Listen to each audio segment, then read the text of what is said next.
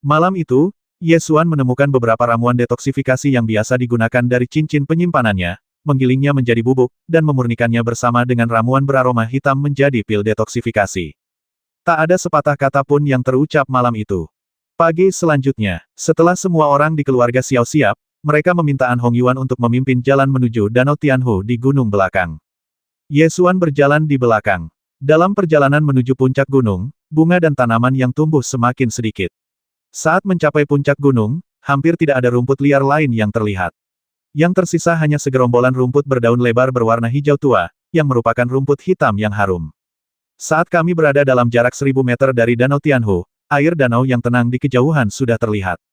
An Hongyuan memimpin semua orang menyusuri jalan batu dan mendekati danau kecil di puncak gunung dari sisi kanan.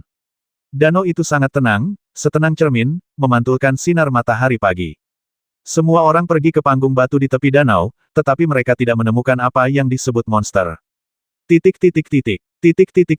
An Hongyuan berdiri di depan batu itu, menatap danau yang tenang dan dalam di bawahnya.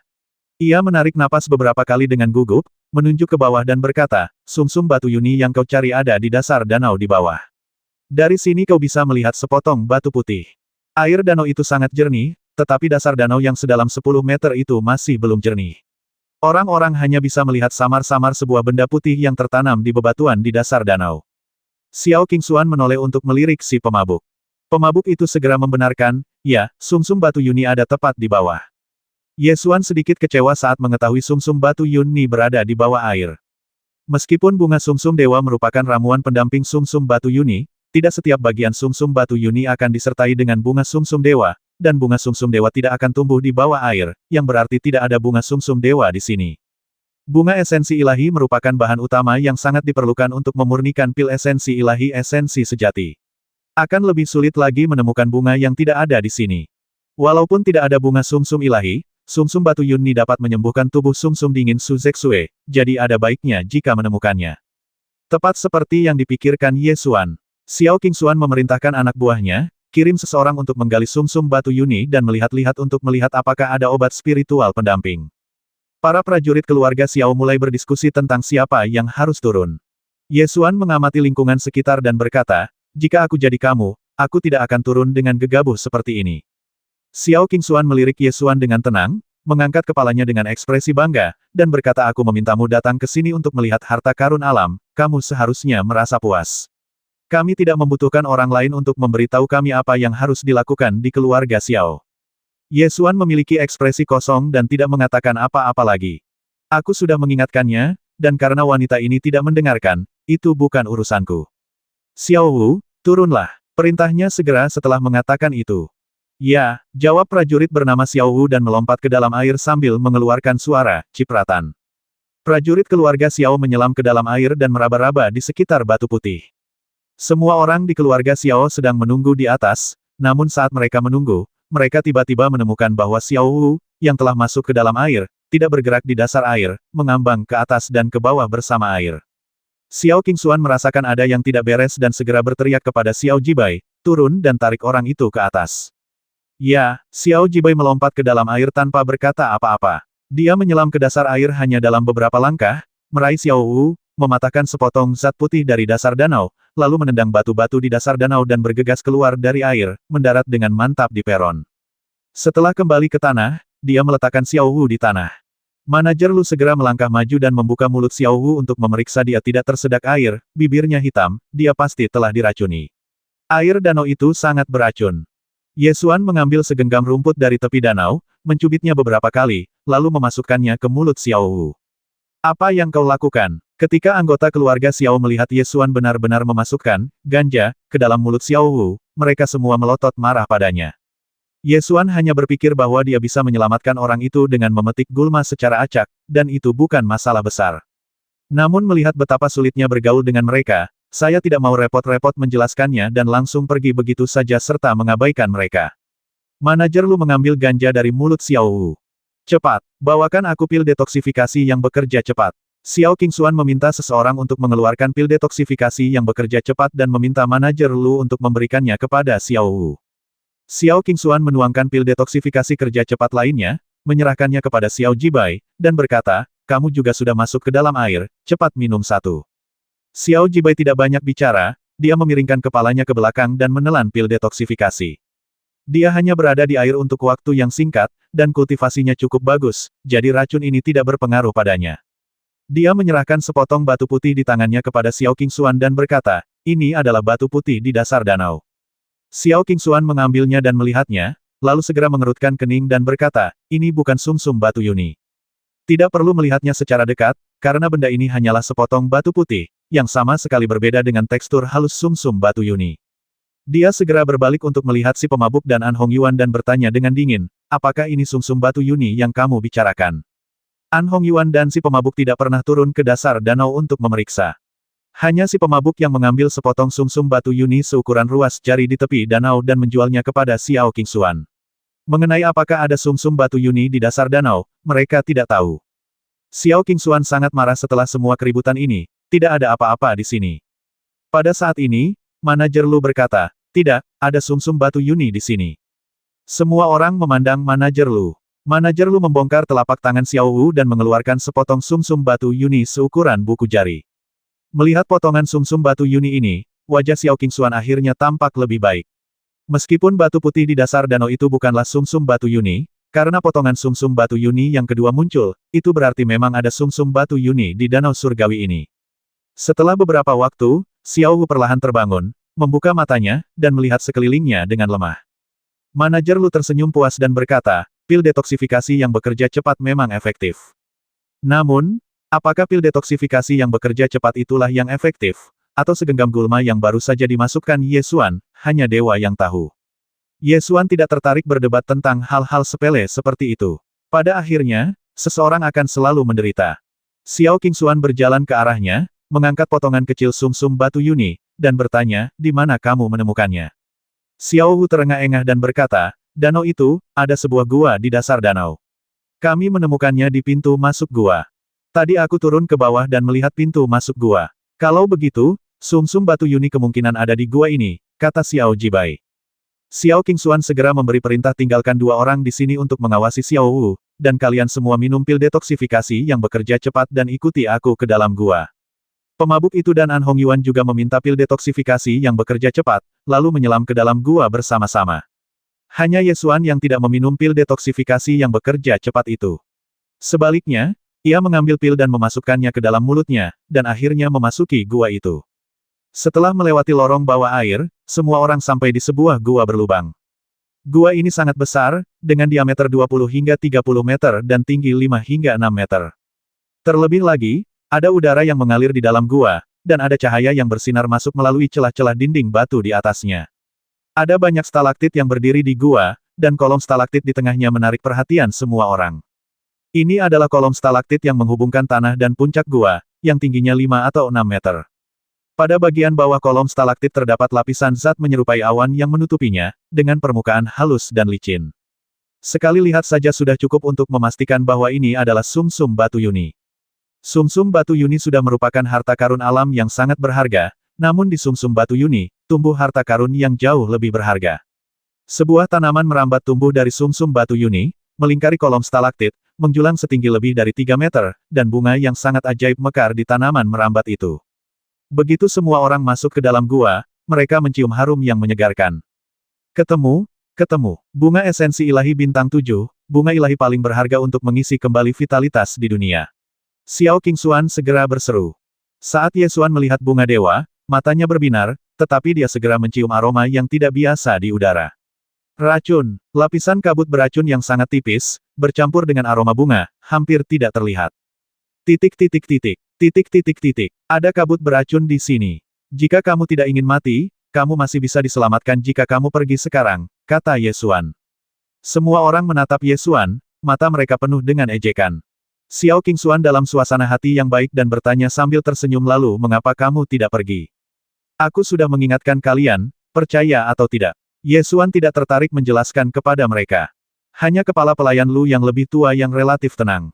Ia berbisik di telinga Xiao Qingxuan, Nona, karena air danau itu beracun, pasti ada racun di gua ini juga. Dan monster yang memuntahkan kabut beracun itu juga pasti ada di dekat sini, jadi lebih baik pergi secepatnya. Xiao Qingxuan mengangguk dan memberi perintah gali sumsum batu Yuni dan bunga sumsum ilahi 7 bintang, dan kita akan pergi dari sini. Begitu kata-kata itu terucap, seorang prajurit dari keluarga Xiao tiba-tiba mulai batuk hebat, berpegangan pada dinding batu dan terengah-engah. Namun, semakin dia terengah-engah, semakin buruk ekspresinya, dan dia segera jatuh berlutut. Apa yang terjadi? Manajer Lu segera melangkah maju untuk memeriksa. Cepat. Bawakan saya pil detoksifikasi yang bekerja cepat. Akan tetapi, tidak seorang pun menjawab setelah dia berteriak 2 kali, dan suara tercekik semakin sering terdengar di belakangnya. Dia menoleh ke belakang dan melihat para prajurit keluarga Xiao tercekik dan jatuh ke tanah, semuanya keracunan. Pada akhirnya, hanya beberapa orang dengan tingkat kultivasi lebih tinggi, seperti Xiao Jibai, yang masih berdiri. Bukankah kita semua sudah minum pil detoksifikasi yang bekerja cepat? Bagaimana mungkin kita masih bisa keracunan? Raut wajah Xiao Qingxuan berubah drastis, karena dia juga merasa kesulitan bernapas, dan ada bau amis di hidungnya, yang semakin lama semakin kuat. Dia segera berbalik untuk melihat Ye Xuan. Ye Xuan berdiri di sana dengan tenang, dengan senyum tipis di wajahnya. "Kenapa kamu baik-baik saja?" tanyanya heran dengan mata indahnya. "Aku sudah mengingatkanmu, tapi kamu tidak mempercayainya," kata Ye Xuan. Xiao Qingxuan menoleh ke arah manajer Lu tetapi Xiao Wu baru saja meminum pil detoksifikasi yang bekerja cepat, itu jelas efektif. "Cepat, minum 2 pil detoksifikasi yang bekerja cepat lagi," kata manajer Lu, lalu dengan cepat mengeluarkan botol porselen dan menuangkan 2 pil untuk Xiao Qingxuan terlebih dahulu. Tidak ada gunanya. Jika makhluk biasa ini bisa menetralkan racun di sini, maka dia tidak akan disebut ular air hitam. Kata Ye Xuan. Ular air hitam. Manajer Lu menelan 2 pil detoksifikasi yang bekerja cepat, tetapi kesehatannya tidak membaik sama sekali. Xiao Qingxuan juga merasa semakin tidak nyaman. Dia berjalan ke sisi Ye Xuan dengan susah payah, menarik pakaian Ye Xuan, dan berkata, kamu punya cara untuk mendetoksifikasi, kan? Bukankah ini sudah cukup jelas? Ye Xuan berdiri seperti pohon pinus, sama sekali tidak terpengaruh oleh kabut beracun. Beri aku penawarnya, pinta Xiao Qingxuan. Mengapa aku harus memberikannya padamu? Kamu, aku. Xiao Qingxuan tertegun. Sebagai putri tertua keluarga Xiao di Vietnam Utara, ia telah menjadi pusat perhatian sejak ia lahir. Ia memiliki status bangsawan dan kecantikan yang tak tertandingi. Selama itu merupakan sesuatu yang diinginkannya, banyak orang akan bersedia memberikannya padanya. Namun, pemuda di depannya menolaknya. Aku Bei, kata Xiao Qingxuan terengah-engah. Apa hubungan wanita tertua dari keluarga Xiao di Beiyue denganku? Ye Xuan terkekeh. Xiao Qingxuan tercengang. Semua pria di sekitarnya sejak dia masih kecil selalu mengaguminya dan menganggapnya sebagai dewi di hati mereka. Dia menatap mata anak laki-laki itu, yang sebening dan sedingin genangan air danau. Ini adalah pandangan yang belum pernah dilihatnya sebelumnya, dan sama sekali tidak ada ketertarikan padanya di matanya. Ketika Xiao Jibai melihat Dewi dalam hatinya dipermalukan seperti ini, dia langsung menjadi marah dan meraung, kamu mencari kematian. Dan hendak meninju Ye Xuan. Berhenti. Xiao Qingxuan segera menghentikannya, lalu tersenyum pada Ye Xuan dan berkata, apa yang kau inginkan sebagai imbalan untuk memberi kami penawarnya? Ye Xuan mengeluarkan pil detoksifikasi dari tangannya, dan perlahan memasukkannya ke dalam mulutnya di bawah tatapan penuh harap semua orang, sambil berkata aku tidak punya kewajiban untuk menyiapkan pil detoksifikasi untukmu. Aku hanya punya cukup untuk diriku sendiri. Kamu sangat penuh kebencian. Xiao Qingxuan berkata dengan marah. Penuh kebencian. Ye Xuan menggelengkan kepalanya dan terkekeh, berkata, sebelum kita masuk ke dalam air, aku sudah mengingatkanmu untuk tidak terburu-buru. Setelah kita masuk ke dalam gua, aku sudah mengingatkanmu untuk segera pergi. Aku sudah berusaha sebaik mungkin, dan jika kau tidak mendengarkan, maka kau akan mendapat masalah. Kau tidak akan bisa bertahan hidup. Xiao Qingxuan merasa sedikit menyesal. Ye Xuan memang telah mengingatkannya tadi, tetapi dia sama sekali tidak menanggapinya dengan serius dan malah mengejeknya. Sekarang pembalasan telah datang. Xiao Jibai berteriak dengan marah, Xiao Wu baru saja didetoksifikasi, mengapa pil detoksifikasi cepat tidak bekerja? Ye Xuan menepis tangan Xiao Qingxuan dan berkata, aku masih belum bisa menemukan jawabannya. Tidak ada harapan untuk bersikap sebodoh ini. Ekspresi manajer Lu berubah beberapa kali, dan dia berseru, Gulma. Itu Gulma. Xiao Jibai, keluar dan cabut Gulma itu dan masuklah untuk menyelamatkan orang. Mendengar ini, semua orang ingat. Xiao Wu pernah diracuni sebelumnya, dan Ye Xuan pernah menjejalinya dengan sesendok Gulma dari danau. Karena itu, mereka semua menunjukkan permusuhan terhadap Ye Xuan. Namun, setelah memikirkannya sekarang, saya tiba-tiba menyadari bahwa dengan melakukan hal itu, Ye Xuan sebenarnya tengah menyelamatkan orang. Apakah kamu akhirnya tahu jawabannya? Sepertinya masih ada satu orang yang tidak cukup bodoh untuk jatuh ke dalam kubangan lumpur. Ye Xuan menoleh untuk melihat manajer Lu. Ketika Xiao Jibai mendengar apa yang dikatakan manajer Lu, dia segera melompat ke lorong bawah air dan menghilang ke dalam lorong dengan beberapa tendangan. Tidak lama kemudian, Xiao Jibai bergegas kembali sambil membawa segenggam gulma di tangannya. Semua orang bergegas memakan gulma, dan pemandangannya sungguh spektakuler. Efek dari rumput berbau hitam itu sangat kentara. Setelah memakannya, orang yang diracuni itu perlahan mulai membaik, tetapi dia masih bersandar lemah di dinding, dan tampaknya akan sulit baginya untuk memulihkan kekuatannya dalam waktu singkat. Xiao Jibai, manajer Lu dan yang lainnya memiliki tingkat kultivasi yang relatif tinggi, dan setelah memakan rumput hitam berbau, mereka secara bertahap menjadi mampu menahan kabut beracun. Setelah Xiao Qingshuan didetoksifikasi, dia mendapatkan kembali penampilannya yang mulia dan arogan. Namun, dia tidak berani menunjukkan ekspresi dingin kepada Ye Xuan lagi, dan memerintahkan Xiao Jibai, gali sumsum batu Yuni dan bunga sumsum ilahi bintang 7, dan kita akan segera pergi dari sini. Xiao Jibai hendak melangkah maju. Setelah melihat obat ajaib yang langka itu, An Hongyuan punya ide lain. Ia berhenti di depannya dan berkata, ini adalah sesuatu dari sekte Fei He milikku. Kau bisa mengambilnya begitu saja jika kau mau. Xiao Jibai mendengus dingin, semuanya sekarang menjadi milik keluarga Xiaoku. Jika kamu bekerja sama, aku bisa memberimu beberapa keuntungan setelah kamu keluar. Kalau tidak, jangan salahkan aku karena bersikap terlalu kejam. Apakah menurutmu aku benar-benar takut padamu? An Hongyuan berteriak dengan suara yang dalam, dan segera memanifestasikan semangat bela dirinya dan menampilkan gerakan awal Flying Crane Fist. Mencari kematian, Xiao Jibai mendengus dingin, lalu tiba-tiba menghunus pedangnya untuk menebas An Hongyuan. Kedua lelaki itu mulai bertarung di dalam gua, pedang mereka saling berkilat tajam, tinju mereka kuat, dan pertarungan itu menimbulkan suara dentuman keras. Ye Xuan melihat dari samping, tidak terlalu memperhatikan bunga dewa, tetapi selalu mengawasi gua selebar 2 meter di depannya. Selain lorong bawah air yang mengarah ke gua besar ini, ada 7 atau 8 gua dengan berbagai ukuran di sekitarnya. Setelah anggota keluarga Xiao masuk, mereka memusatkan seluruh perhatian mereka pada sumsum batu Yuni dan bahkan tidak berpikir untuk memeriksa gua.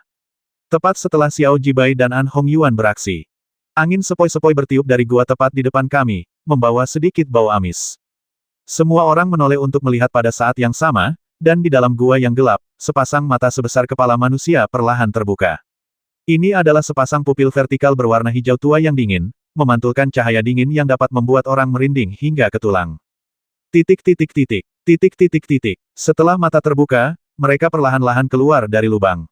Ketika benda di dalamnya keluar dari lubang, semua orang akhirnya melihatnya dengan jelas dan ekspresi ngeri muncul di wajah mereka. Ini sebenarnya adalah ular air hitam raksasa, dengan kepala selebar 2 meter dan sisik hitam halus seperti cermin seukuran telapak tangan. Setelah keluar dari gua, ia mengangkat tubuhnya yang tingginya 6 meter dan hampir menerobos puncak gua. Meski begitu, sebagian besar tubuh ular itu masih berada di dalam gua, dan tidak mungkin diketahui berapa lama. Melihat ular air hitam muncul, Xiao Jibai berhenti dan berdiri di depan Xiao Qingshuan. Besar sekali, seru para prajurit keluarga Xiao. An Hongyuan akhirnya melihat monster yang mengerikan ini, wajahnya menjadi pucat, dan dia perlahan bergerak mundur. Pemabuk itu teringat tragedi sekte Fei He dan berseru, monster ini terlalu menakutkan. Larilah untuk menyelamatkan hidupmu. Melarikan diri, Xiao Jibai mencibir dan berkata, kami datang ke sini hanya untuk ini, mengapa kami harus melarikan diri? Hati-hati, Xiao Qingshuan mengingatkan, jangan khawatir, Nona, itu hanya ular ibel. Di hadapanku, Xiao Jibai, itu hanya seekor ikan loah. Aku akan membasminya sekarang, kata Xiao Jibai dengan percaya diri. Xiao Jibai berkata sambil mengangkat pedang panjangnya dan berteriak, ikuti aku. Basmi dia. Ayo serang bersama. Semua prajurit keluarga Xiao menjawab serempak, menghunus senjata mereka, dan menyerang ular air hitam bersama-sama. Ular air hitam mengeluarkan suara mendesis dan menggelengkan kepalanya, menyemburkan kabut beracun dalam jumlah besar. Kabut beracun itu menyapu bagaikan pistol air, menghancurkan semua prajurit keluarga Xiao. Sekelompok prajurit keluarga Xiao terlempar keluar, tubuh mereka terjerat kabut hitam beracun, dan mereka semua berjuang dan melolong kesakitan, memegangi leher mereka. Meskipun mereka telah memakan rumput berbau hitam, mereka hanya bisa menahan kabut beracun yang tersisa di udara. Pada saat ini, mereka langsung disemprot oleh kabut beracun. Mereka jatuh ke tanah sambil melolong, dan kulit mereka berangsur-angsur berubah menjadi ungu dan hitam. Hanya Xiao Jibai yang mengandalkan tingkat kultivasinya tinggi, berhasil menghindari kabut beracun. Dia berbalik dan melihat semua prajurit keluarga Xiao telah jatuh ke tanah karena keracunan. Matanya menatap tajam dan dia berteriak, wujudkan jiwa bela diri. Mengaum, terdengar suara gemuruh roh binatang buas, dan otot-otot Xiao Jibai membengkak. Dia mengangkat pedangnya tinggi-tinggi dan menggunakan keterampilan unik keluarga Xiao, pedang pembelah bintang, untuk menebasnya. Wah, pisau itu berkelebat saat menebas ular air hitam, menyebabkan sisiknya patah dan meninggalkan luka di tubuh ular itu. Namun, lukanya kurang dari setengah inci dalamnya, dan bagi ular air hitam, yang diameter tubuhnya hampir 2 meter, itu hanya lecet kulit ringan. Ular air hitam itu merasakan sakit, mengangkat kepalanya, mengeluarkan desisan yang menusuk, lalu tiba-tiba melesat keluar, membuka mulutnya yang berdarah, dan menggigit Xiao Jibai. Xiao Jibai tidak menyangka bahwa pisau yang baru saja digunakannya tidak berhasil melukai ular air hitam dengan serius. Jejak keterkejutan muncul di wajahnya, dan ketika dia melihat ular air hitam menggigitnya, dia dengan cepat berguling untuk menghindarinya. Wah, ular air hitam menggigit tempat Xiao Jibai berdiri, menghancurkan sebagian besar tanah. Gigitannya meleset, dan bagian belakang tubuh ular air hitam berayun keluar gua dan menyapu ke arah Xiao Jibai.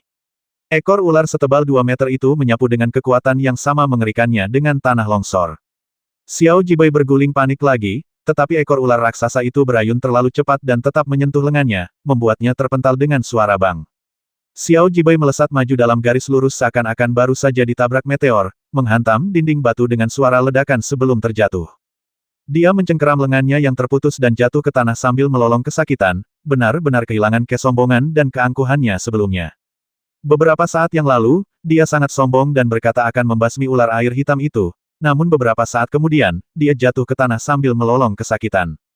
Ular air hitam baru saja ditebas dan sangat marah. Ia menyapu Xiao Jibai dengan ekornya dan membuka mulutnya yang berdarah untuk menggigitnya lagi. Melihat ini, Xiao Qingxuan segera berseru, sembunyi. Ah! Xiao Jibai terkena ekor ular itu dan bahkan tidak bisa berdiri. Melihat ular raksasa itu menggigitnya, dia berguling-guling di tanah karena malu. Ular air hitam itu menggigitnya, melewati tubuhnya, menggigit prajurit keluarga Xiao lainnya, dan menelannya. Xiao Jibai melolong ketakutan, merangkak di tanah, dan bersembunyi di sebuah gua.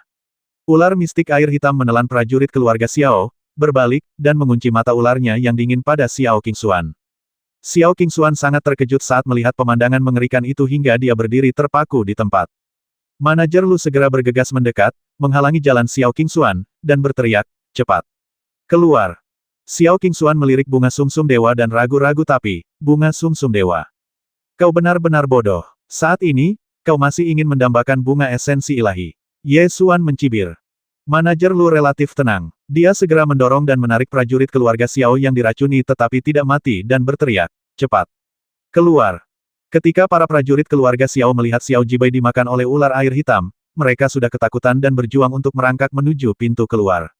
Pemabuk itu adalah yang paling licik. Setelah melihat kekuatan mengerikan dari ular air hitam, dia segera berlari menuju pintu keluar. Namun, tubuh ular air hitam panjangnya 30 meter, dan ia hanya perlu mengayunkan tubuhnya untuk menghalangi jalan keluar gua. Ular air hitam telah tidur di dalam gua untuk waktu yang lama dan sangat lapar. Ketika makanan diantarkan ke mulutnya, bagaimana ia bisa membiarkan makanan itu keluar? Ketika manajer Lu melihat pintu keluarnya terhalang, matanya membelalak dan dia berteriak, saya akan menahannya. Begitu ada celah, Anda harus segera melarikan diri, Nona. Bagaimana mungkin Xiao Qingxuan berani menolak? Dia mengangguk panik. Oke. Ah, manajer Lu melepaskan 2 potong batang besi, menyambungkannya dan memilihnya hingga membentuk tombak. Kemudian, dia menggunakan semangat bela diri yang terwujud, menggigit jarinya, dan mengoleskan darah pada tombak untuk melakukan pengorbanan darah. Setelah manajer Lu memanifestasikan semangat bela dirinya dan melakukan pengorbanan darah, esensi sejatinya melonjak dan aura yang kuat menyebar. Merasakan momentum yang kuat ini, Ye Xuan tidak dapat menahan diri untuk tidak sedikit terkejut. Awalnya dia mengira bahwa di antara orang-orang keluarga Xiao, Xiao Jibai adalah yang terkuat, tetapi dia tidak menyangka bahwa yang terkuat adalah manajer Lu ini. Tampaknya keluarga Xiao di Beiyue memang kuat dan telah mengirim guru seperti itu untuk mengikuti Xiao Qingxuan. Setelah kepala pelayan Lu mengeluarkan kekuatannya yang terkuat, dia berteriak tombak darah hancurkan tembok.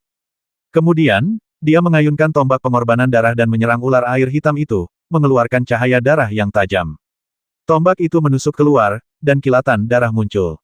Engah! Seketika itu juga ia menembus sisik ular air hitam itu dan meninggalkan lubang berdarah. Oh! Ular air hitam itu meraung ganas, mengayunkan kepalanya dengan keras, dan menyerang manajer Lu.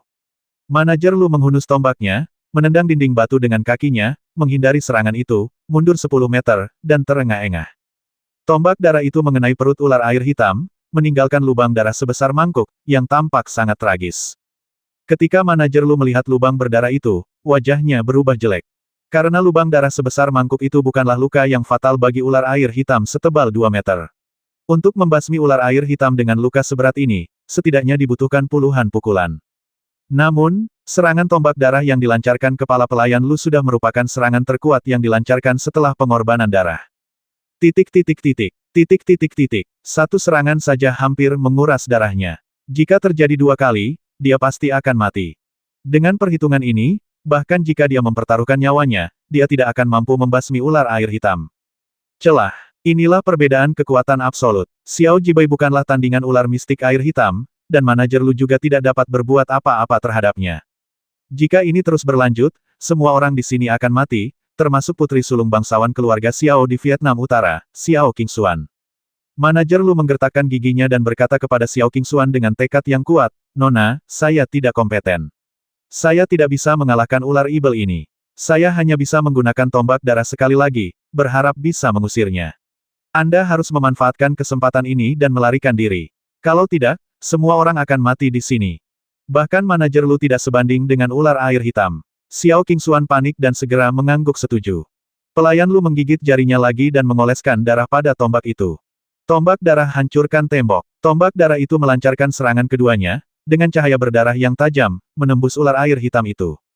Kali ini ular air hitam sudah siap, bersamaan dengan tombak darah yang menembus perutnya, ia menyapu ekornya. Dengan suara bang, manajer Lu tersapu. Manajer Lu terlempar dalam garis lurus, menghancurkan dinding batu, jatuh, dan memuntahkan banyak darah, menderita luka serius. Akan tetapi, ular air hitam tetap menghalangi jalan keluar tanpa bergerak sama sekali. Tak seorang pun dapat melarikan diri. Pemabuk itu benar-benar marah. Dia mengabaikan kengerian ular air hitam dan bergegas maju seperti orang gila, mencoba melarikan diri dari pintu keluar. Namun, saat dia mendekati pintu keluar, ular air hitam menelannya dalam satu tegukan. Pada saat itu, di dalam gua, ada yang mati, ada yang terluka, dan situasinya sungguh tragis. Manajer Lu terluka parah dan kesulitan merangkak di tanah, sambil mengulangi "Nona, lari, cepat." Keluarga Xiao dari Beiyue adalah keluarga yang sangat kuat. Xiao Qingxuan belum pernah menghadapi situasi tragis seperti ini sebelumnya. Dia berteriak panik bagaimana ini bisa terjadi. Bagaimana ini bisa terjadi. Dia memandang sekelilingnya dengan pandangan kosong, dan yang dilihatnya hanyalah orang-orang yang terluka parah dan sekarat. Namun, saat dia melihat sekelilingnya, dia melihat seseorang berdiri dengan tenang, seorang pria muda dengan ekspresi acuh tak acuh. Dia hanya berdiri di sana dengan tenang, sangat kontras dengan para prajurit keluarga Xiao yang terluka parah dan tergeletak di tanah di sekitarnya, bagaikan seekor burung bangau yang berdiri tegak di antara kawanan ayam. Xiao Qingxuan tidak melihat rasa takut di wajahnya, hanya ketidakpedulian. Dia kehilangan ketenangannya dan berteriak, "Mengapa kamu berpura-pura tenang? Jika keluarga Xiaoku tidak dapat membasmi ular ibel ini, semua orang di sini akan mati, dan kamu tidak terkecuali. Kamu mati dengan caramu sendiri, jangan mewakili aku." Ye Xuan berkata sambil melangkah 2 langkah ke depan dan berdiri tepat di depan ular air hitam. "Apa yang ingin kamu lakukan?" Xiao Qingxuan sangat bingung dan tidak mengerti mengapa Ye Xuan ingin naik dan mati. Ye Xuan tidak tertarik untuk memperhatikannya. Dia menoleh ke samping untuk menghadapi ular air hitam, mengangkat tangan kanannya, membuka telapak tangannya, menyebarkan pikiran spiritualnya, dan membiarkan energi sejatinya mengalir perlahan. Pedang naga pipit keluar dari sarungnya dengan suara bergetar dan melayang 1 inci di depan telapak tangan. Kesadaran ilahi terpusat pada pedang, dan esensi sejati melonjak keluar. Teknik pengendalian pedang. Manajer Lu agak terkejut ketika melihat keterampilan unik ini. Seni mengendalikan pedang merupakan keterampilan unik dari Sekte Tianjian. Hanya sedikit orang di sekte lain yang mampu mengendalikan pedang. Namun, dia segera menggelengkan kepalanya dan mendesah kultivasinya terlalu rendah. Bahkan jika dia berlatih teknik pengendalian pedang, dia tetap akan mati. Dia adalah seorang pendekar di tingkat ke-6 alam Yuanwu. Dari aura energi sejatinya, dapat dirasakan bahwa kultivasi Ye Xuan hanya berada di tingkat ke-3 alam Yuanwu. Dia adalah seorang pendekar di tingkat ke-6 alam Yuanwu, dan bahkan tombak darah yang dia gunakan dengan mengorbankan esensi dan darahnya tidak sebanding dengan ular mistik air hitam. Jadi apalagi yang bisa dilakukan oleh seorang pendekar di tingkat ke-3 alam Yuanwu? Oh, Ular air hitam merasakan aura yang terpancar dari Ye Xuan dan mengeluarkan raungan yang ganas. Mata Ye Xuan tertuju pada ular air hitam, dan energi sejati serta kesadaran ilahinya dengan cepat terkumpul pada pedang terbang itu.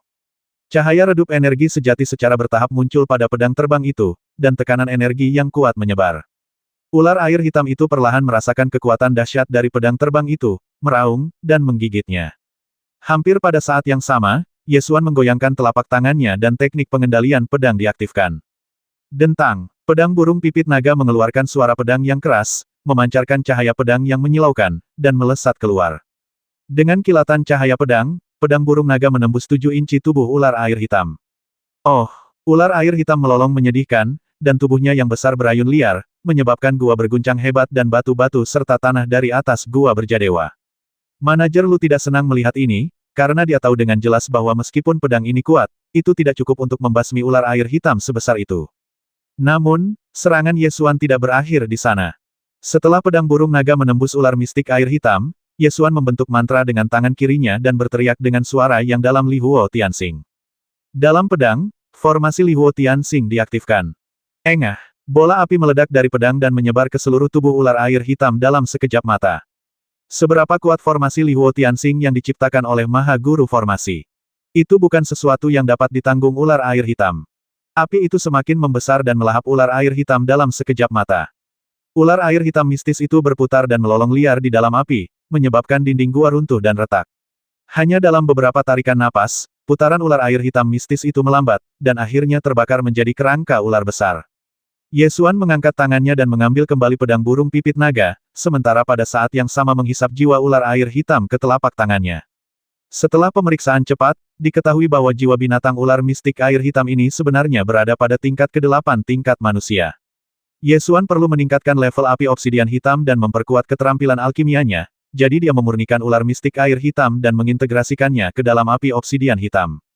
Pola cahaya jiwa bela diri Black Flame meningkat drastis, langsung menembus batas level dan naik ke tingkat ke-8 tingkat manusia. Setelah Ye Xuan memurnikan jiwa bela dirinya, dia berbalik dan melihat Xiao Qingxuan. Ekspresi Xiao Qingxuan perlahan berubah dari kaget menjadi marah. Dia mengulurkan tangan dan mencengkeram pakaian Ye Xuan di dadanya, bertanya, karena kamu bisa membasmi ular mistik air hitam, mengapa kamu tidak melakukannya lebih awal? Ye Xuan melambaikan tangannya tanpa ekspresi dan menepis tangannya. Manajer Lu berusaha berdiri dan mengingatkannya, Nona, sekarang bukan saatnya mengkhawatirkan hal-hal ini. Xiao Qingxuan tersadar saat itu, lalu dengan cepat berbalik dan memberi perintah cepat. Gali sumsum batu Yunni dan bunga sumsum dewa. Saat dia berkata demikian, dia hendak maju dan menggali ramuan itu sendiri. Tapi dia baru melangkah 2 langkah ketika Ye Xuan berdiri di depannya. Xiao Qingxuan masih marah, mengerutkan kening dan berteriak, mengapa kamu menghalangiku? Apakah kamu idiot? Ye Xuan menatapnya seolah dia idiot. Aku tidak akan mengganggumu tentang apa yang baru saja terjadi. Aku ingin mengambil bunga suci itu sekarang, jadi minggirlah. Kata Xiao Qingxuan. Siapa yang mengizinkanmu mengambil barang-barangku? Tanya Ye Xuan. Xiao Jibai juga merangkak keluar dari gua tempat dia bersembunyi dan mengancam dengan arogan, kamu berani bersaing dengan keluarga Beyue Xiaoku untuk mendapatkan obat mujarab, apakah kamu tahu apa konsekuensinya? Ye Xuan mengangkat bibirnya dan mencibir, berkata, bukankah kamu baru saja bertanya kepadaku mengapa aku tidak mengambil tindakan lebih awal? Sekarang aku akan memberitahumu jawabannya.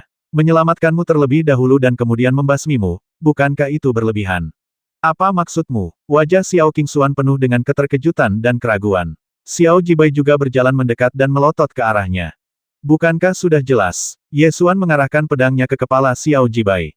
Di antara semua orang di keluarga Xiao, Manajer Lu adalah yang paling tenang. Dia memaksakan diri untuk menopang tubuhnya yang terluka parah, melangkah maju dan berteriak pada Xiao Jibai untuk mundur, lalu berkata kepada Ye Xuan, adik kecil, jangan bersemangat. Karena kamu telah membasmi ular mistik air hitam, harta karun itu secara alami akan menjadi milikmu. Xiao Qingxuan masih sedikit enggan Manajer Lu.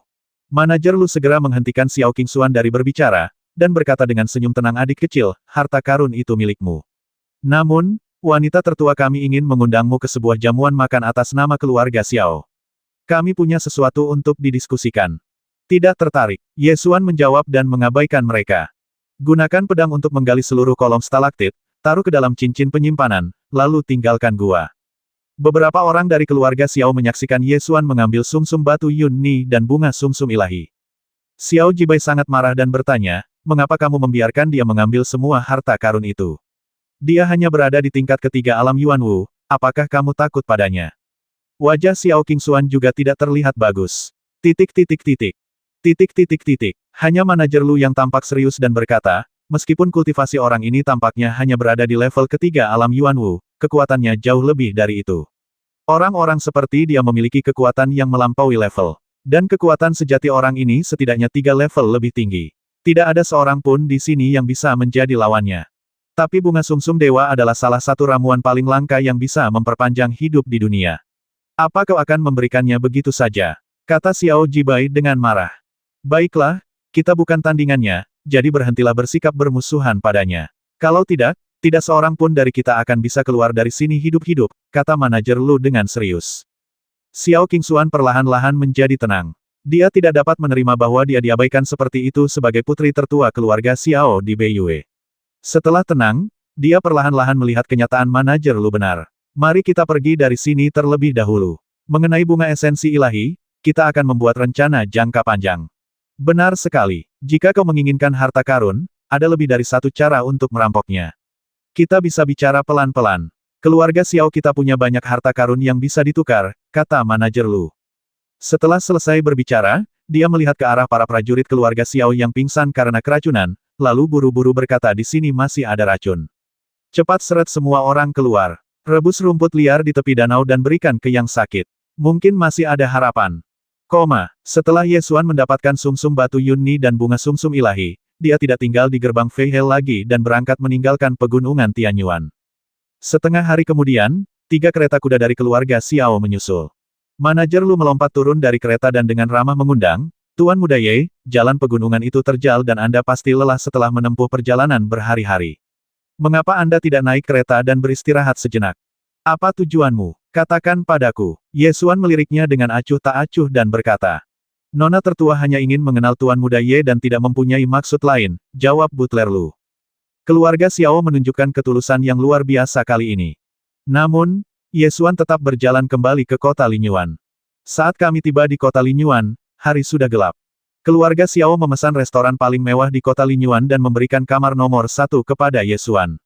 Ye Xuan tidak menerima kebaikan mereka, tetapi tetap tinggal di penginapan terdekat.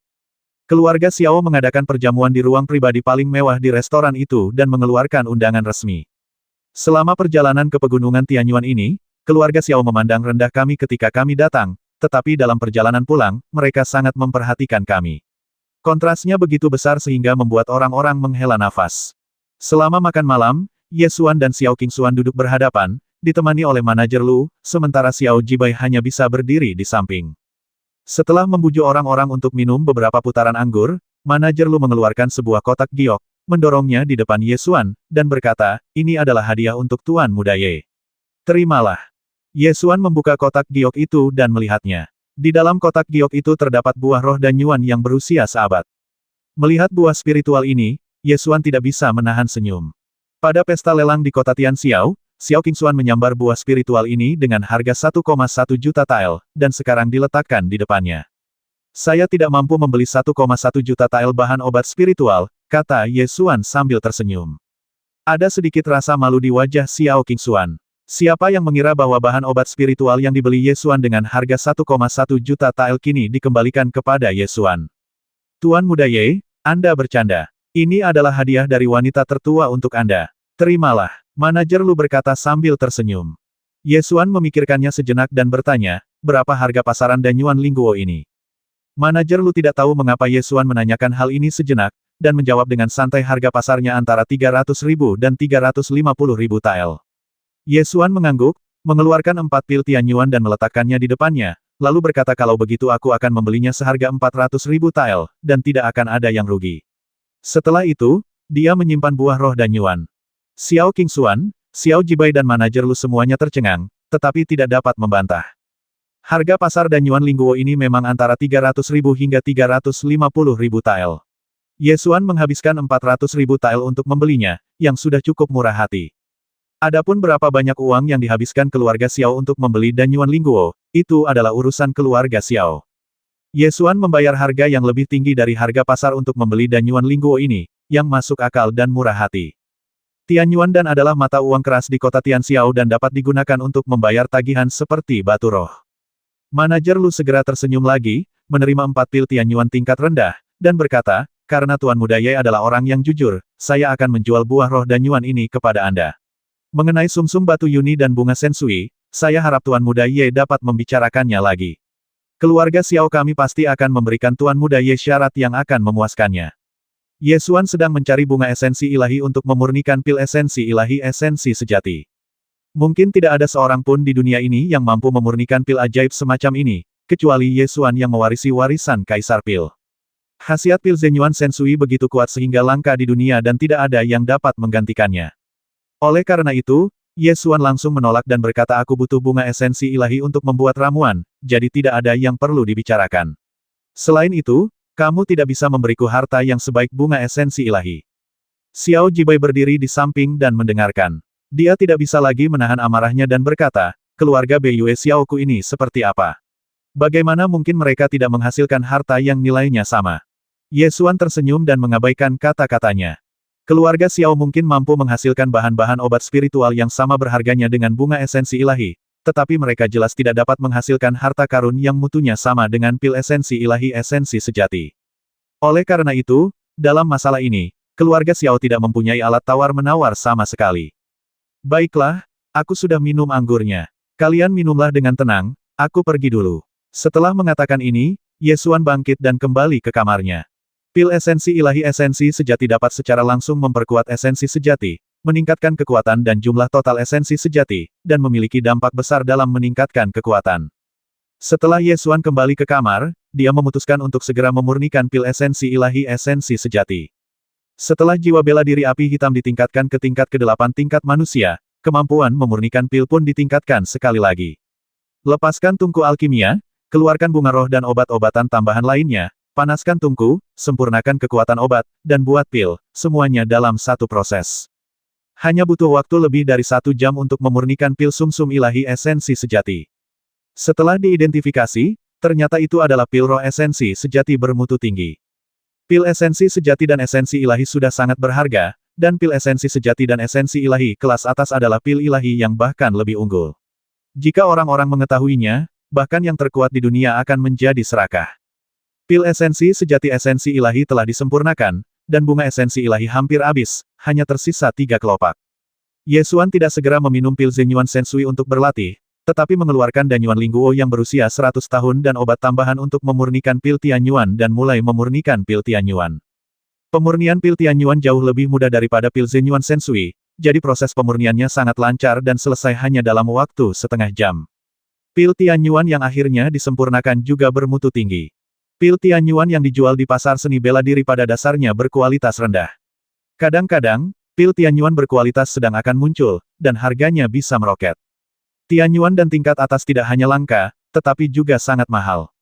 Bahkan jika seorang ahli alkimia ternama ingin memurnikan pil Tianyuan tingkat atas, ia akan membutuhkan bahan obat spiritual yang berusia setidaknya 7 atau 800 tahun. Namun di tangan Ye Xuan, Danyuan Lingguo yang berusia 100 tahun sudah cukup. Setelah memurnikan kedua pil, Ye Xuan duduk bersila, menelan 2 pil bermutu tinggi itu bersama-sama, dan kemudian mulai menyerap kekuatan obat untuk berlatih. Kekuatan obat dari pil Zenyuan Sensui dan pil Tianyuan mengalir ke meridian, saling terkait satu sama lain, dan efek obatnya saling melengkapi, menghasilkan efek magis. Titik. Kekuatan obat dari pil Zenyuan Sensui diintegrasikan ke dalam Zenyuan, dengan cepat meningkatkan kekuatan dan jumlah total Zenyuan. Double, 3 kali. Kekuatan obat pil Tianyuan berubah menjadi esensi sejati dan menyatu ke dalam dantian, membentuk pusaran esensi sejati. Dengan satu upaya, ia memadatkan tingkat keempat dari hakikat sejati. Esensi sejatinya melonjak lagi, dan tingkat kultivasinya menembus ke alam Yuanwu tingkat keempat. Ye Xuan terus berlatih dan mengkonsolidasikan kultivasinya. Setelah berlatih semalam, tingkat kultivasi Ye Xuan berdiri kokoh di atas tingkat keempat alam Yuanwu, dan seluruh auranya meningkat ke tingkat yang lebih tinggi. Kekuatan dan jumlah total energi sejatinya 3 kali lipat dari prajurit dengan level yang sama.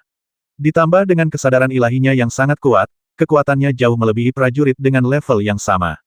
Sebelumnya, dia telah melampaui kekuatan tingkat ketiga dengan tangannya, dan sekarang dia bahkan berada di atas tingkat ketiga. Pagi hari, Ye Xuan berjalan keluar ruangan.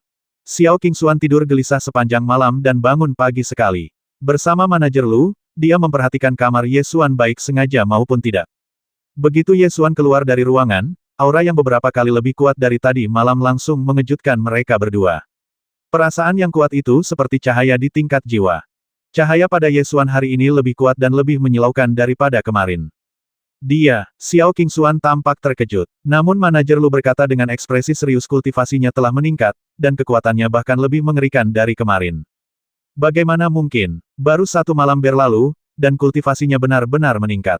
Apakah kekuatan obat dari sumsum batu Yunni dan bunga sumsum dewa begitu kuat? Xiao Qingxuan semakin terkejut. Manajer Lu tidak dapat menemukan alasannya. Meskipun bunga esensi ilahi adalah ramuan langka di dunia, mustahil untuk memakannya secara langsung. Jika Ye Xuan bisa membuat pil, tetapi siapakah yang dapat memurnikan bunga dewa menjadi pil dalam 1 malam dan memakannya untuk menerobos alam? Selain itu, meskipun bunga esensi ilahi adalah ramuan yang sangat berharga, ia tidak digunakan untuk meningkatkan kultivasi. Dalam hal ini, ia tidak sebagus pil Tianyuan. Orang ini tidak sederhana, dia jauh lebih misterius dari yang kita bayangkan dan tidak dapat dipahami, kata manajer Lu dengan suara yang dalam. Ini adalah faktanya, dan Xiao Qingxuan harus mengakuinya. Dia segera tersenyum kembali, berjalan ke arah Ye Xuan, dan menyapanya, "Pagi, Tuan Ye." Ye Xuan mengangguk sopan dan berjalan langsung menuju pasar kuda. Xiao Qingxuan menemaninya dengan sikap bermartabat, dan berkata sambil tersenyum selamat, "Guru Ye, kultivasi Anda telah membuat terobosan lain." "Itu hanya sebuah kesempatan," Ye Xuan menjawab dengan santai. Xiao Qingxuan terus menemani mereka. Xiao Jibai melihatnya dari kejauhan dengan ekspresi muram. "Tuan Ye, apakah Anda akan kembali ke kota Tianxiao? Apakah Anda ingin pergi bersama Qingxuan?" Xiao Qingxuan mengajak. "Tidak perlu." Saat dia berbicara, Ye Xuan sudah tiba di pasar kuda di kota Linyuan. Dia membeli seekor kuda dengan uang perak, menungganginya, mengucapkan selamat tinggal, dan pergi menuju kota Tianxiao. Ekspresi kekecewaan melintas di wajah Xiao Qingxuan. Dulu, selama dia bertingkah seperti wanita bangsawan, bahkan para pangeran dan bangsawan akan tertarik padanya. Namun, kali ini dia diabaikan.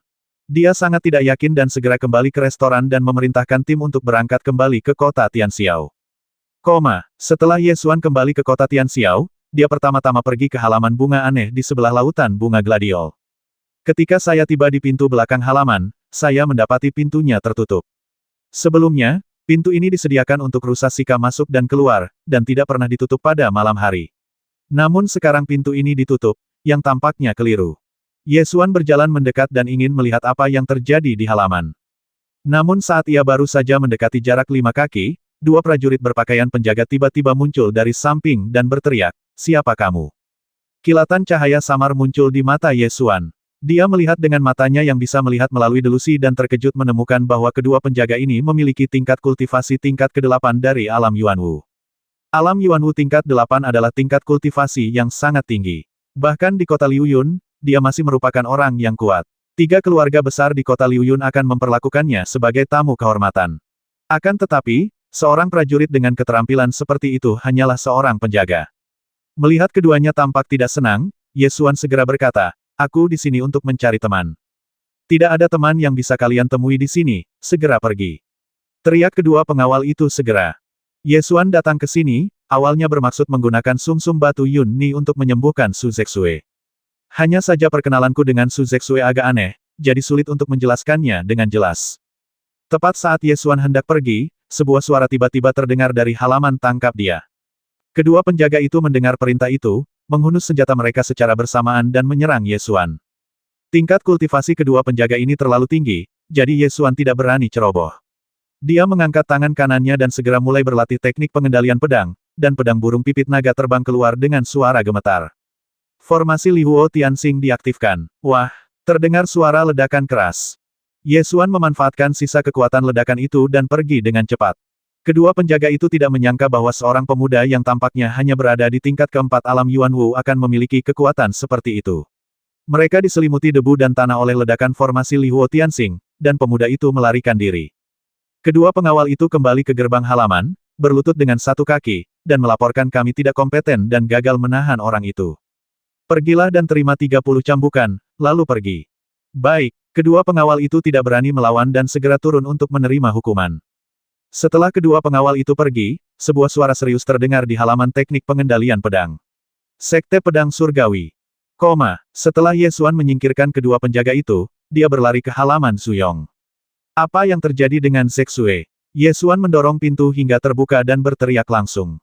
Zuyong menghentikan apa yang sedang dilakukannya dan menjawab, 2 hari setelah kepergianmu, seekor rusa Sika datang dengan membawa surat yang tergantung di lehernya. Aku tidak tahu apa isinya. Sambil berbicara dia menyerahkan sepucuk surat. Ye Xuan mengambil surat itu, membukanya dan melihatnya. Hanya ada satu kalimat yang tertulis di surat itu, sampai jumpa lagi jika kita beruntung, jangan khawatir. Fakta bahwa ia mampu menulis surat ini berarti bahwa ia mungkin tidak dalam bahaya.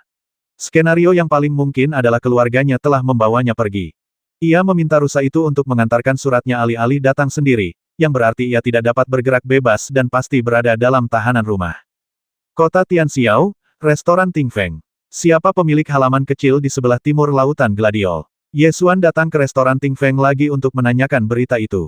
Pelayan di restoran itu memiliki ingatan yang sangat baik dan ingat bahwa Ye Xuan baru saja datang ke sini belum lama ini. Dia menjawab dengan hormat, saya tidak dapat memeriksanya secara rinci, tetapi saya tahu bahwa pemilik halaman itu berasal dari ibu kota dinasti Zhou besar. Apakah ibu kota dinasti Zhou Agung merupakan rumah para raja dan pangeran? Ye Xuan keluar dari restoran Ting Feng dan bertemu Xiao Qingxuan dan kelompoknya. Di sebelah Xiao Qingxuan, ada seorang pria muda berpakaian mewah. Ye Xuan belum pernah melihat orang ini, tetapi dilihat dari fakta bahwa ia bisa setara dengan Xiao Qingxuan, statusnya dalam keluarga Xiao di Vietnam Utara seharusnya tidak rendah. Xiao Qingxuan pergi menemui Ye Xuan, sama sekali tidak sombong seperti sebelumnya, tetapi berkata sambil tersenyum, Tuan Ye, kita bertemu lagi secara kebetulan.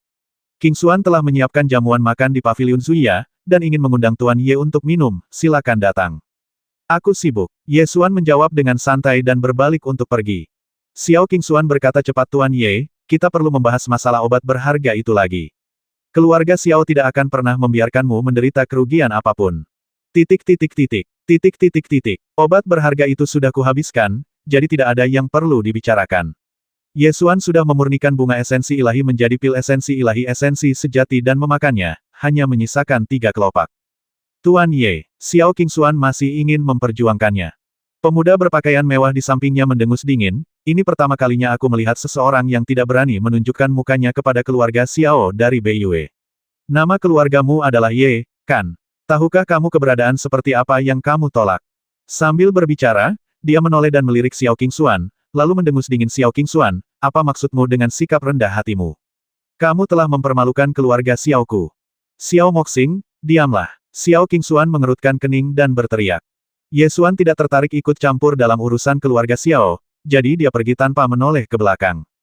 Xiao Moxing menyipitkan matanya sedikit dan meninggikan suaranya untuk mengancam, Tuan Ye, saya akan menghitung sampai 3 dan mengirimkan obat berharga itu. Saya juga bisa memberi Anda beberapa manfaat.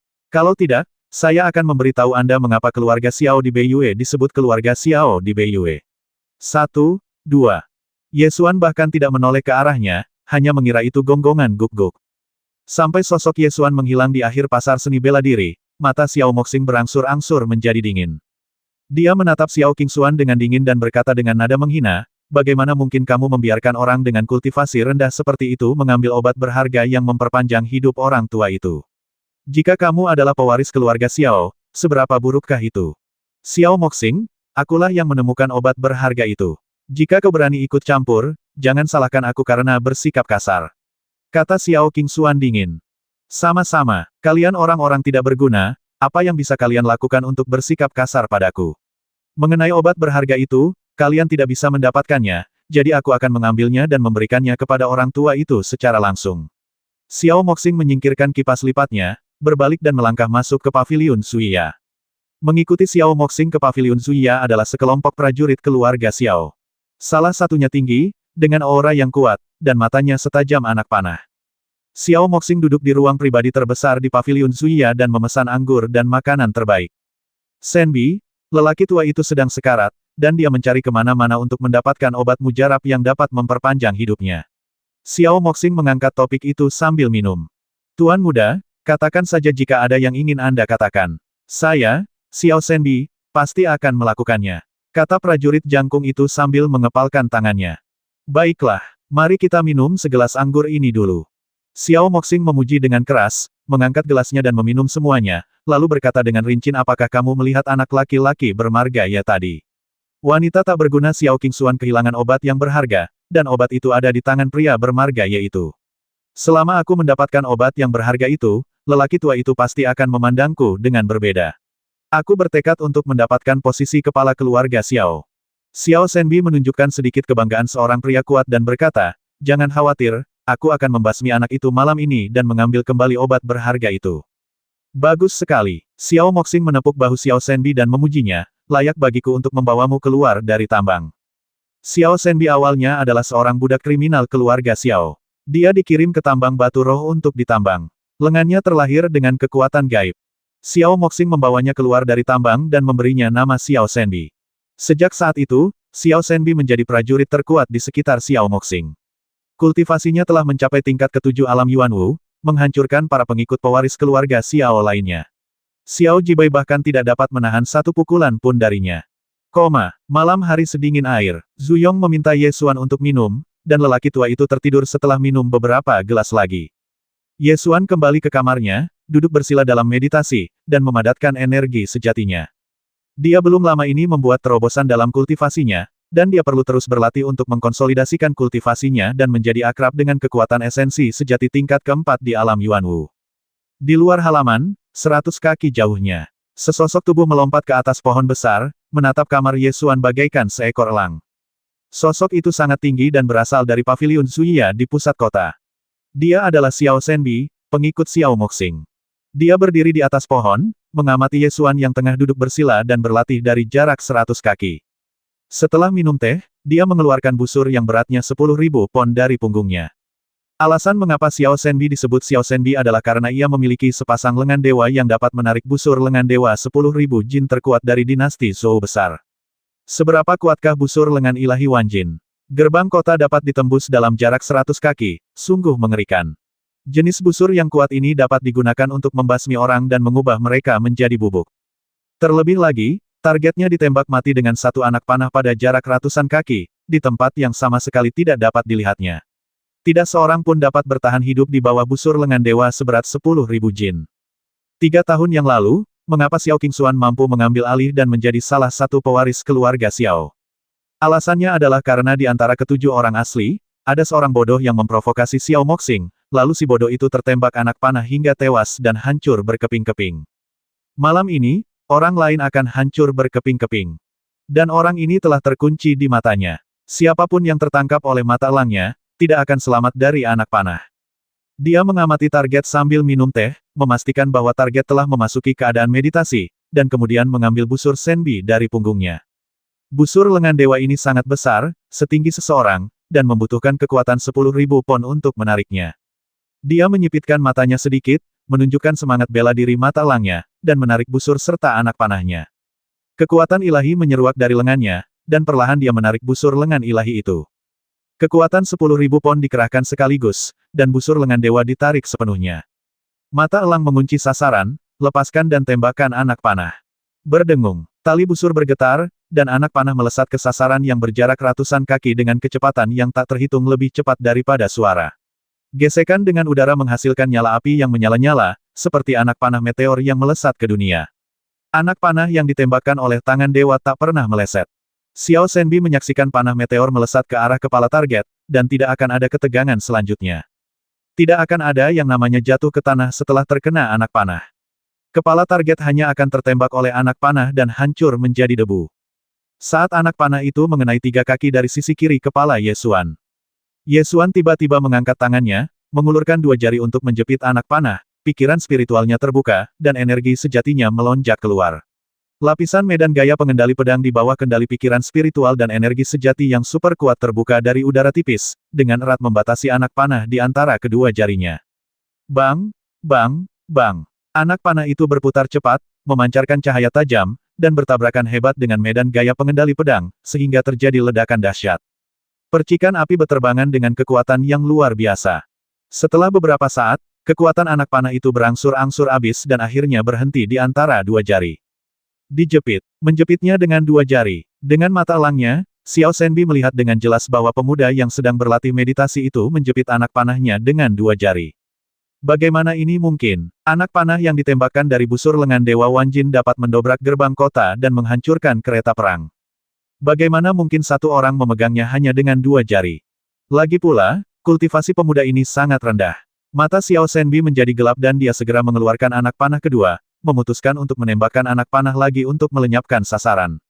Akan tetapi, sebelum dia bisa menembakkan anak panah kedua, Ye Xuan memegang anak panah dan perlahan berlatih teknik pengendalian pedang. Titik titik titik, titik titik titik. Energi pedang tingkat pertama menembus anak panah, menggandakan kekuatan kendali pedang. Esensi sejati super kuat yang diperkuat oleh pil esensi ilahi esensi sejati dituangkan ke dalam anak panah, menggandakan kekuatan pengendalian pedang. Kesadaran ilahi yang sangat kuat disebarkan dan terkonsentrasi pada anak panah, dan kekuatannya terus berlipat ganda. Sambil mengerahkan kekuatan pedangnya hingga batas maksimal, Ye Xuan melambaikan tangan kirinya dan menembakkan anak panah. Di bawah kendali kekuatan pedang, anak panah itu melesat keluar, dekat dengan tanah, tanpa menimbulkan hambatan udara atau gesekan udara, tetapi kecepatannya bagaikan guntur.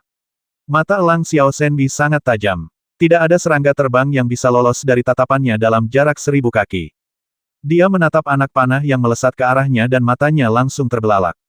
Anak panah itu melesat sejauh 100 kaki di sepanjang tanah, tiba-tiba membentuk busur dan melesat ke atas. Engah! Xiao Shenbi menunduk dan melihat sebuah anak panah menembus dadanya, memaku dirinya di batang pohon. Dan anak panah ini adalah anak panah yang baru saja ditembakkannya. Paru-parunya hancur dan aliran darah menyembur keluar dari mulut dan hidungnya. Dia menyaksikan semua ini dengan kaget, pikirannya menjadi kosong. Ada saatnya dia mengira dirinya tak terkalahkan saat harus membasmi orang dari jarak 100 kaki. Namun, sekarang dia akhirnya menyadari bahwa ide ini salah. Harga dari membuat kesalahan adalah kematian, kematian oleh anak panahmu sendiri. Ye Xuan keluar dari ruangan, menuju pohon yang jaraknya 100 kaki, dan menatap pria kekar yang dipaku di pohon. Kultivasiku jelas telah mencapai tingkat ke-7 alam Yuan Wu, seberapa kuat dirimu? Xiao Shenbi memuntahkan darah dan ingin menanyakan jawabannya. Aku juga tidak tahu, tapi itu pasti di atas level ketiga, jadi level ke-7 dari alam Yuan Wu masih jauh dari cukup. Jawab Ye Xuan. Orang kuat yang melampaui batas. Xiao Shenbi menunjukkan senyum menyedihkan di wajahnya. Siapa yang mengirimmu? Ye Xuan bertanya dengan tenang, seolah-olah dia baru saja bertemu dengan seorang pejalan kaki yang baik hati di pagi hari dan dengan santai menyapanya. Xiao Shenbi membuka mulutnya namun tidak mengatakan apapun. Ye Xuan tidak mendesak masalah itu dan melanjutkan, aku pernah melihatmu sebelumnya, di antara para prajurit keluarga Xiao. Entah Xiao Qingxuan atau pria sombong itu. Jika kau tidak memberitahuku, aku mungkin tidak akan tahu namanya sampai aku membasminya. Xiao Shenbi membuka matanya dan mengucapkan beberapa kata Xiao. Xiao Moxing. Apa yang kukatakan? Apakah kau ingin aku memberitahunya? Tanya Ye Xuan. Terima kasih atas dukungannya. Xiao Shenbi mengucapkan beberapa kata terakhir dan akhirnya meninggal. Ye Xuan meraih jiwa bela dirinya di udara. Manusia tingkat 6, semangat bela diri mata elang. Jiwa bela diri level terendah Ye Xuan sudah berada di tingkat manusia 7. Dan menyempurnakan jiwa bela diri manusia tingkat 6 hanya akan membawa sedikit peningkatan. Namun, roh bela diri mata elang dan roh bela diri elang petir badai seharusnya sangat cocok. Jadi, Ye Xuan menggabungkan jiwa bela diri elang badai guntur dengan jiwa bela diri mata elang. Roh bela diri mata elang berubah menjadi sinar cahaya spiritual dan menyatu ke dalam mata elang badai guntur. Setelah penggabungan, roh bela diri Storm Thunder Eagle mengaktifkan kekuatan magis ketiganya. Storm Thunder Eagle Martial Spirit, manusia level 7. Avatar pertama pedang angin. Avatar kedua bersembunyi dalam bayangan. Kekuatan sihir ketiga mata elang. Ye Xuan menoleh dengan mata elangnya dan melihat sekeliling. Ia menemukan bahwa matanya dapat melihat sangat jauh. Dalam jarak 5 mil, tidak ada satupun serangga terbang yang dapat lolos dari pandangannya. Ye Xuan mengambil anak panah kedua yang jatuh ke tanah, dan bola api hitam melesat keluar, membakar mayat itu, lalu berbalik dan berjalan menuju bagian dalam kota. Di paviliun yang mabuk dan elegan, terdengar nyanyian dan tawa. Xiao Moxing memeluk beberapa penari, minum dan bersenang-senang, menunggu kabar baik dari anak buahnya. Mengapa kamu begitu bahagia malam ini, Tuan Muda Xiao? Penari itu bersandar genit di bahu Xiao Moxing dan menggoda. Karena Tuan Muda sedang menunggu sebuah harta karun yang akan membuatku bisa pamer di keluarga. Xiao Moxing mencubit dada halus sang penari dan menariknya ke dalam pelukannya. Dia memang menunggu Xiao Shenbi membawa kembali harta karun itu, namun yang ditunggunya hanyalah anak panah Xiao Shenbi. Ye Xuan berjalan melewati paviliun Zuiya dan melemparkan anak panah dengan tangannya. Anak panah itu terbang ke atas, membentuk busur, melesat ke paviliun Zuiya dari ambang jendela, dan dengan suara embusan, menembus dada Xiao Moxing. Beberapa saat yang lalu, dia masih menggoda penari itu. Sesaat kemudian, ada anak panah yang menancap di dadanya. Dia menatap anak panah itu, matanya penuh dengan keterkejutan, dan kemudian dia perlahan-lahan kehilangan vitalitasnya. Ding! Gelas anggur terjatuh. Sang penari tertegun sejenak, dan ketika melihat darah mengalir keluar, ia langsung berteriak ah. Ada yang mati. Yesuan kembali ke halaman Zuyong, memikirkannya dan merasa sudah waktunya untuk berlatih tingkat kedua penjelasan sebenarnya tentang Ki Pedang. Sebelumnya, alasan terbelenggunya energi pedang tingkat kedua adalah karena esensi sejatinya tidak cukup kuat. Sekarang, kekuatan dan jumlah total energi sejatinya lebih dari 3 kali lipat dari prajurit dengan level yang sama. Tidak ada masalah dalam berlatih energi pedang tingkat kedua. Energi pedang menembak ke segala arah. Jika seseorang ingin berlatih bela diri, tentu tempat terbaiknya adalah kehampaan abadi yang dikendalikan oleh naga ibel dari semua dunia. Yesuan segera membuka pintu kehampaan, memasuki dunia kehampaan, mengeluarkan level kedua penjelasan sejati pedang Ki dan mulai memahaminya. Setelah berkali-kali memasuki dunia hampa, Yesuan perlahan menyadari bahwa dunia hampa ini miliknya. Ia adalah dewa di dunia ini dan dapat mengendalikan segalanya. Dengan berlatih bela diri, seseorang dapat mengendalikan waktu, mengulang terus-menerus, dan mengulanginya tanpa batas. Tidak peduli jenis seni bela diri apa yang Anda pelajari, selama Anda memasuki kekosongan ini, Anda dapat dengan cepat menguasainya. Kecepatannya begitu cepat sehingga yang kuat pun bisa terkejut. Hanya butuh 1 malam bagi energi pedang tingkat kedua, yang mungkin memerlukan 10 tahun latihan keras bagi para pengikut Akademi Kendo untuk menguasainya, untuk akhirnya tercapai. Yesuan keluar dari dunia hampa, memadatkan energi sejatinya di ujung jarinya, dan menunjukkan. Suara mendesing. Energi pedang yang tak terlihat terbang menembus udara. Wah! Dengan suara keras, sebuah lubang besar muncul di dinding halaman. Zuyong mabuk tadi malam. Ketika dia bangun dan meregangkan badan, dia mendengar suara bang. Ketika kuperhatikan lebih ama, kulihat ada lubang sebesar kepala manusia pada tembok pelataran. Nak, apa yang kau lakukan? Kau membuat lubang di dinding halaman rumahku. Zuyong berteriak seperti anak nakal, kau harus memperbaikinya untukku. Aku membangunnya dengan batu yang terendam. Kau tahu betapa berharganya batu itu. Yesuan hanya menunjuk dengan santai, dan tanpa diduga membuat lubang di dinding halaman. Dia mengerutkan bibirnya dan berkata, aku tidak bermaksud melakukan itu. Aku tidak peduli. Zuyong mengalihkan pembicaraan dan berkata, kecuali kamu menjadi muridku, kamu harus membangun tembok itu untukku. Kalau begitu, sebaiknya aku memperbaiki tembok itu. Jadi, Yesuan keluar dan mengambil sebuah batu besar, memotongnya hingga berbentuk lubang, lalu menjejalkannya ke dinding. Begitulah adanya. Zuyong meregangkan tubuhnya dan menguap sambil berkata, aku tidur sangat nyenyak tadi malam. Tidak terjadi apa-apa, kan? Kenapa aku merasa ada banyak suara? Aku rasa tidak terjadi apa-apa. Yesuan menjawab dengan santai. Tentu saja ada sesuatu yang terjadi tadi malam, dan itu merupakan masalah yang cukup besar. Seseorang meninggal di paviliun Zuiya di kota Tianxiao, dan yang meninggal adalah tuan muda dari keluarga Xiao yang memenuhi syarat untuk menjadi ahli waris. Xiao Qingxuan sangat gelisah. Tuan muda sah keluarga Xiao terbasmi. Ini adalah masalah yang sangat serius. Dia berada di kota Tianxiao, dan tidak hanya harus berurusan dengan masalah ini, tetapi juga harus menahan kecurigaan keluarganya. Namun, ini tidak ada hubungannya dengan Yesuan. Pagi harinya, 2 orang yang mengaku sebagai manajer kamar dagang keluarga Pei datang. Zuyong dengan senang hati mengundang kedua pelayan itu ke ruang tamu. Melihat kedua orang ini diundang oleh Zuyong, Yesuan mengabaikan mereka dan duduk di bawah naungan pohon untuk memilah ramuan spiritual di cincin penyimpanannya. Saya pernah memperoleh sejumlah bahan obat spiritual dari Sekte Sadao sebelumnya, juga beberapa bahan obat spiritual sisa dari pemurnian pil penciptaan pikiran ilahi, pil roh esensi sejati, pil Tianyuan, dan ramuan lainnya. Campurannya sangat berantakan. Ramuan-ramuan spiritual ini tidak terlalu berharga, tetapi sangat diperlukan sebagai obat-obatan tambahan untuk alkimia. Yesuan memilah bahan-bahan obat spiritual ini ke dalam kategori dan mengaturnya kembali. Di ruang tamu, Zuyong kebetulan sedang mengobrol dengan 2 manajer kamar dagang keluarga Pei, dan tampaknya mereka memiliki beberapa harta karun untuk dijual. Lihat, 2 manajer, ini adalah jubah King Qiao Fei Mo yang baru saja aku sempurnakan bulan lalu. Terbuat dari sutra suci perak terbaik dan kulit monster bermutu tinggi. Bagian depan, lengan, kerah, punggung, dan bagian lain dari jubah ini memiliki total 7 pola susunan. Menggabungkan fungsi pertahanan, mengumpulkan roh, dan memusatkan pikiran menjadi satu, dan benar-benar harta karun. Zhu Yong memperkenalkan sambil tertawa. Kedua manajer kamar dagang keluarga Pei melihatnya dan berkata dengan nada meremehkan, itu sangat biasa. Itu hampir tidak dapat mencapai tingkat spiritual yang lebih rendah. Apa maksudmu dengan tingkat spiritual yang hampir rendah? Itu hanya satu langkah dari tingkat spiritual menengah. Zhu Yong langsung berkata dengan marah. Tuan Zhu, jangan cemas. Kami tidak mengatakan kami tidak menginginkannya.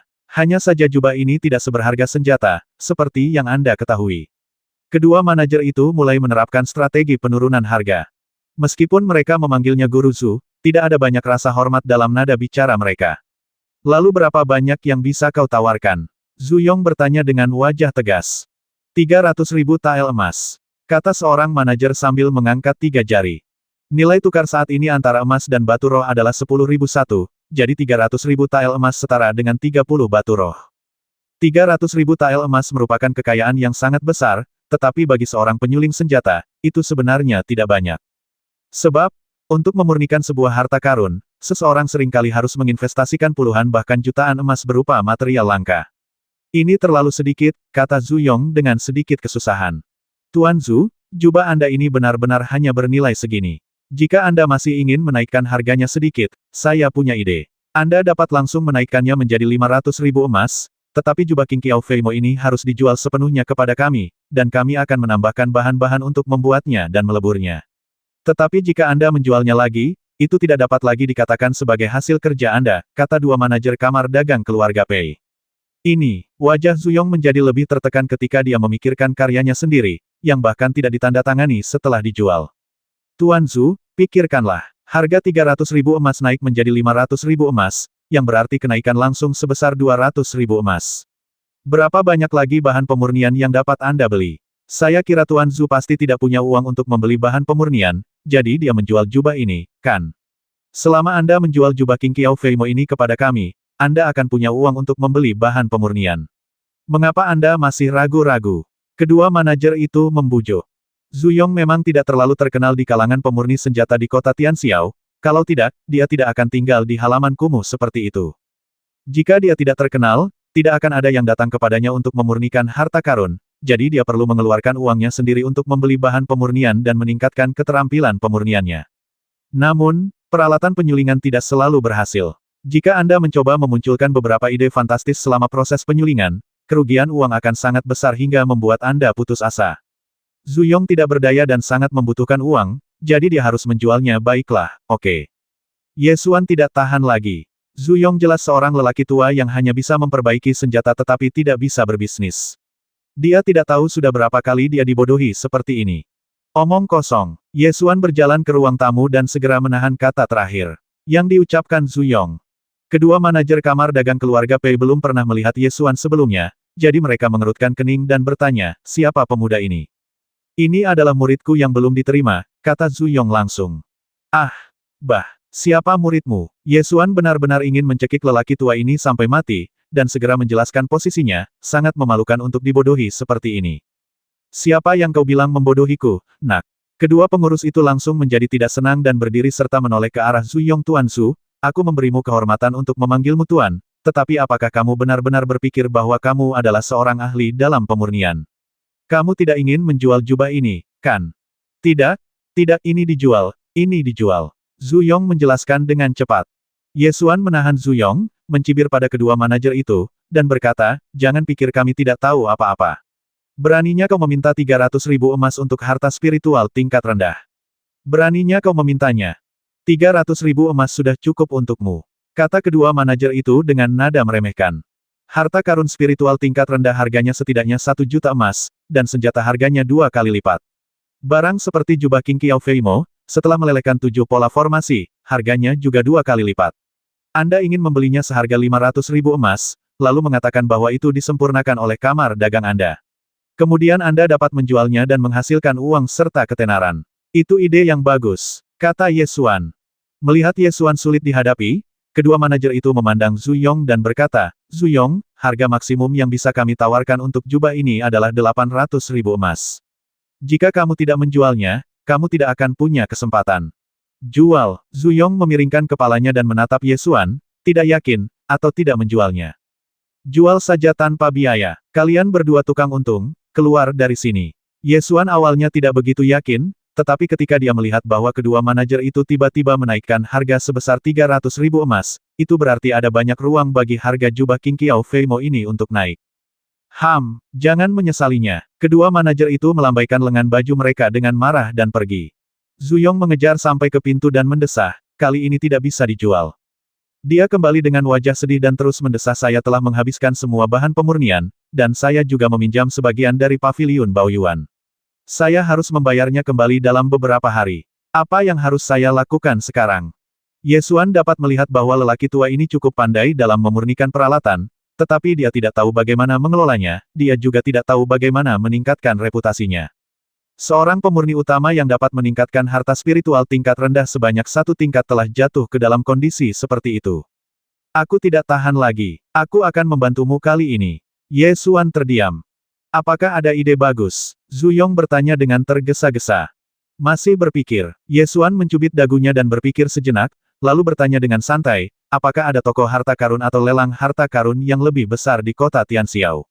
Ya, akan ada lelang di balai lelang kota Tianxiao dalam beberapa hari. Akan ada banyak karya pemurni senjata, alkemis, dan pembuat jimat terkenal yang dilelang. Jawab Zuyong. Kalau begitu, kirimkan jubah ini untuk dilelang, kata Ye Xuan.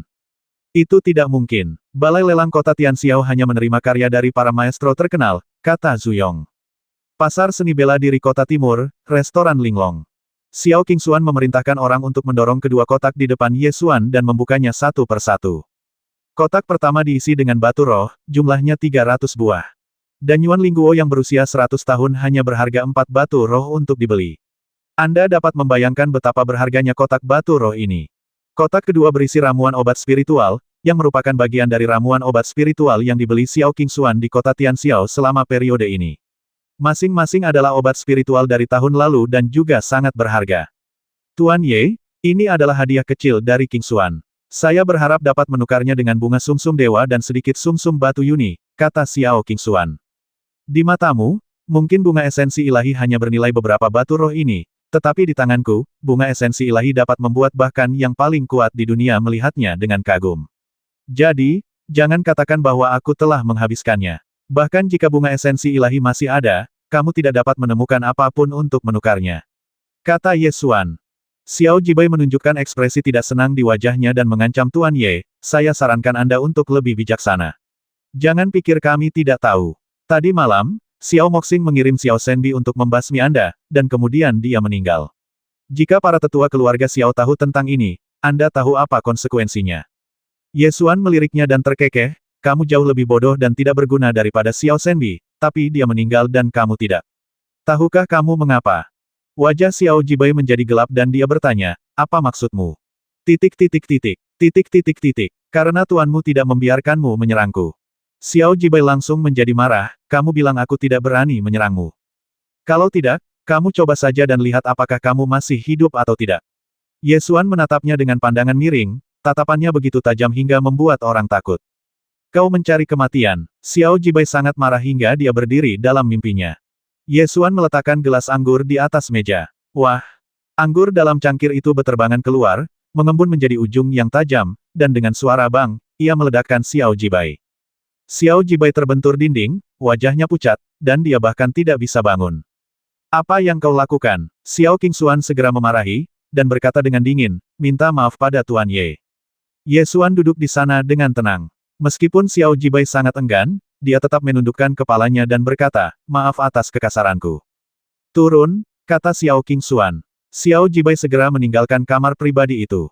Xiao Qingxuan menatap Ye Xuan, tersenyum manis, dan berkata, Tuan Ye, jangan pedulikan aku. Aku juga khawatir dengan kakekku, dan aku berharap dia bisa menikmati kebahagiaan keluarga selama beberapa tahun lagi, jadi aku datang untuk mencari obat yang berharga. Aku harap Tuan Ye bisa mengerti. Bunga esensi ilahi telah hilang, tetapi kamu dapat melihat ini. Ye Xuan berkata sambil mengeluarkan botol giok dan meletakkannya di atas meja. Xiao Qingxuan mengambil botol giok itu, membuka tutupnya, dan mengendusnya pelan-pelan. Ia langsung mengerutkan kening dan berkata, ramuan ini, baunya seperti punggung kura-kura. Di dunia ini, kura-kura memiliki umur yang sangat panjang. Pil yang dibuat dari punggung kura-kura roh sering kali memiliki efek memperpanjang hidup. Tentu saja, memperpanjang hidup tidak berarti menambah rentang hidup, tetapi membuat rentang hidup seseorang selama mungkin. Meskipun tidak dapat menembus batas rentang hidup, hal itu memiliki efek memperpanjang hidup. Pil punggung kura-kura Cloud Sui, jika kau pernah mendengarnya. Ye Xuan tersenyum tipis. Ketika Xiao Qingxuan mendengar nama ramuan ini, matanya tiba-tiba berbinar. Saat ini, keluarga Xiao di Beiyue tengah mencari ramuan yang dapat memperpanjang hidup, jadi mereka secara alami akrab dengan ramuan yang dapat memperpanjang hidup. Dan pil Yun Sui Guibei ini terbuat dari lebih dari selusin bahan obat spiritual seperti Yunis Stone Sui dan Lingui Guibei, dan memiliki efek yang sangat kuat untuk memperpanjang hidup. Bisakah saya mencari seseorang untuk menilai kualitasnya? Xiao Qingxuan bertanya dengan cepat. Tentu saja, jika Ye Xuan tidak membiarkan orang lain mengenali kualitas pil yang dimurnikannya, bagaimana dia bisa menunjukkan sifat luar biasa dari pil ini? Xiao Qingxuan segera mengirim seseorang ke pasar seni bela diri untuk mengundang seorang alkemis untuk mengidentifikasi kualitas pil Yun Sui Guibei. Tidak apa-apa jika tidak teridentifikasi. Begitu teridentifikasi, alkemis yang bertugas mengidentifikasi terkejut. Guru mana yang membuat pil punggung kura-kura Cloud Suite bermutu tinggi ini? Alkemis yang diundang itu bertanya dengan hormat. Xiao Qingxuan menatap Ye Xuan, matanya yang indah penuh dengan keterkejutan dan kebingungan, dan bertanya, kelas atas.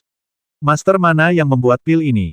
Bukankah benda itu ada tepat di hadapanmu? Ye Xuan berkata sambil tersenyum tipis. Kamu, seorang alkemis, dan kamu bisa memurnikan pil bermutu tinggi. Xiao Qingxuan bahkan lebih terkejut. Bukankah kau hanya ingin memperpanjang umur orang tua itu? Aku tidak perlu menjelaskan efek pil ini, kan? Ye Xuan bertanya sambil tersenyum. Meskipun pil Yun Sui Guibei tidak dapat menembus batas umur, pil itu merupakan harta langka bermutu tinggi yang setidaknya dapat membuat lelaki tua dari keluarga Xiao di Beiyue hidup 10 tahun lagi. Ramuan ini sangat penting bagi Xiao Qingxuan, dan tidak kalah dengan bunga esensi ilahi sama sekali.